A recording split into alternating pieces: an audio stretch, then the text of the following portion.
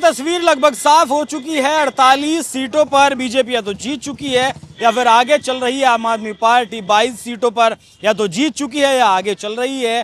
प्रचंड एक लहर के साथ प्रचंड जीत की तरफ बीजेपी दिल्ली विधानसभा में बढ़ रही है। 27 साल का वनवास खत्म हो चुका है बीजेपी का। लेकिन अभी फिलहाल इस खबर में बीजेपी और आम आदमी पार्टी की बात नहीं करेंगे, बात करेंगे कांग्रेस पार्टी की, जिसे 2015 में भी शून्य उसके खाते में गए, 2020 के विधानसभा चुनाव में भी उसके खाते में शून्य रहा और 2025 के विधानसभा चुनाव में भी कांग्रेस के खाते में शून्य ही शामिल हुआ। लेकिन खुद को कांग्रेस पार्टी इस चुनाव में वोट कटवा पार्टी साबित करने में कामयाब रही। कहा तो है लगभग अगर 2020 से और 2025 की तुलना की जाए तो बीजेपी के पास लगभग 38.5% वोट था 2020 में, वहीं आम आदमी पार्टी के पास 53% से ज़्यादा था। लेकिन इस बार बीजेपी के पास 43.5% वोट है और आम आदमी के पार्टी के 45% वोट है, 45% से ज़्यादा, और आम आदमी पार्टी के पास 43% से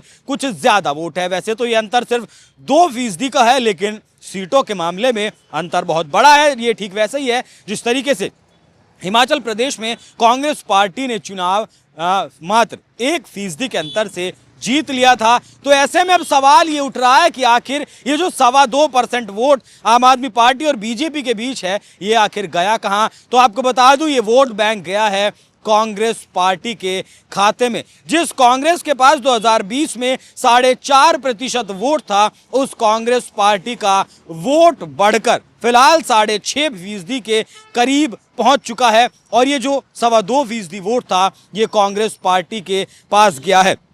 अगर आप आंकड़ों से इसे देखें, एग्जाम्पल के तौर पर देखें, तो लगभग 17 ऐसी सीटें रहीं जिस पर कांग्रेस पार्टी ने तस्वीर बदल दी है दिल्ली के चुनाव की। अरविंद केजरीवाल 3 बार के मुख्यमंत्री रहे हैं और लगभग 4000 वोटों से अपना चुनाव हार गए। और संदीप दीक्षित की अगर बात करें तो 4500 से ज़्यादा वोट मिले हैं। कांग्रेस पार्टी और आम आदमी पार्टी का अगर गठबंधन होता तो ये वोट जाहिर सी बात है कि आम आदमी पार्टी के पास जाते और इस सीट पर अरविंद केजरीवाल चुनाव नहीं हारते। सोमनाथ भारती की अगर बात करें तो सोमनाथ भारती भी अब सवाल उठा रहे हैं ईवीएम पर। सौरभ भारद्वाज की सबसे, फिर उसके बाद करते हैं मनीष सिसोदिया की बात। मनीष सिसोदिया सिर्फ 675 वोटों से अपना चुनाव हारे हैं और यहाँ कांग्रेस पार्टी के फरहाद सूरी को 7000 वोट मिले हैं। तो अगर यहाँ भी गठबंधन होता, दोनों साथ लड़ते, तो तस्वीर इस सीट पर भी अलग होती। सौरभ भारद्वाज ग्रेटर कैलाश से एकमात्र आम आदमी पार्टी की बड़े चेहरों में सुरक्षित सीट मानी जा रही थी, लेकिन वो भी 3100 वोटों से हार गए और कांग्रेस पार्टी के गर्वित सांघवी ने यहां 6700 वोट हासिल करने में कामयाबी हासिल की।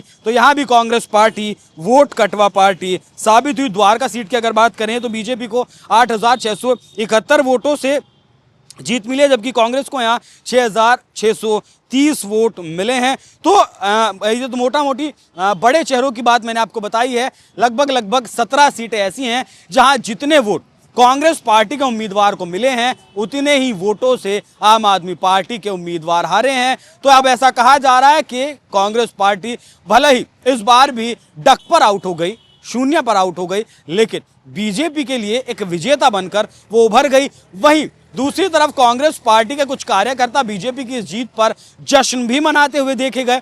कुछ वरिष्ठ पत्रकारों ने चुनाव से पहले ऐसा दावा किया कि कांग्रेस पार्टी दिल से ये चाहती है कि बीजेपी इस चुनाव में जीत जाए, क्योंकि आम आदमी पार्टी ने जो जमीन कब्जाई थी वो कांग्रेस पार्टी की ही थी।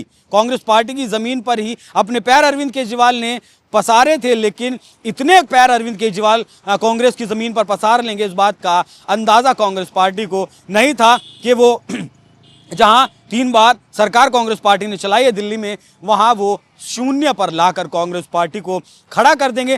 तो अब जहां भी मुकाबला बीजेपी और कांग्रेस का सीधे तौर पर हुआ है, वहां कांग्रेस ज्यादा फाइट में रही है, लेकिन जहां कांग्रेस पार्टी का मुकाबला क्षेत्रीय पार्टी से देखने को मिला है। हालांकि फिलहाल अरविंद केजरीवाल की पार्टी भी नेशनल पार्टी का दर्जा प्राप्त कर चुकी है, लेकिन कहीं ना कहीं बीजेपी के साथ उसे टक्कर लेना अब ज्यादा आसान रहेगा अरविंद केजरीवाल के मुकाबले। अब कहीं ना कहीं कांग्रेस पार्टी अपनी उस खोई हुई जमीन को तलाश करने की कोशिश करेगी, जो जमीन 2013 में, 2015 में और 2020 में, 2025 में उसने गंवा दी थी। तो अंतर मात्र 2.27% का ही रहा है, लेकिन ये 2.27% वोट बैंक कांग्रेस पार्टी के खाते में चला गया, जिससे कि 2020 के मुकाबले 2.25% वोट बढ़कर लगभग 6.5-7% कांग्रेस पार्टी का वोट पहुंच गया और आम आदमी पार्टी इसका शिकार हुई। अगर मोटा मोटी अंदाजा लगाएं तो 22 सीटें फिलहाल तक जीतती हुई नजर आ रही है आम आदमी पार्टी, और 17 सीटें अगर और इसमें जोड़ दें तो 39 सीटें, लगभग 40 सीटें पूर्ण बहुमत के से भी आगे दोनों पार्टियां जा सकती थी अगर गठबंधन में चुनाव लड़ती। तो शून्य पर भले ही कांग्रेस पार्टी आउट हो गई, लेकिन अरविंद केजरीवाल की आम आदमी पार्टी को सत्ता से बेदखल करने में वो कामयाब रही। इस पर क्या है आपकी राय, कमेंट कर जरूर बताएं। नमस्कार।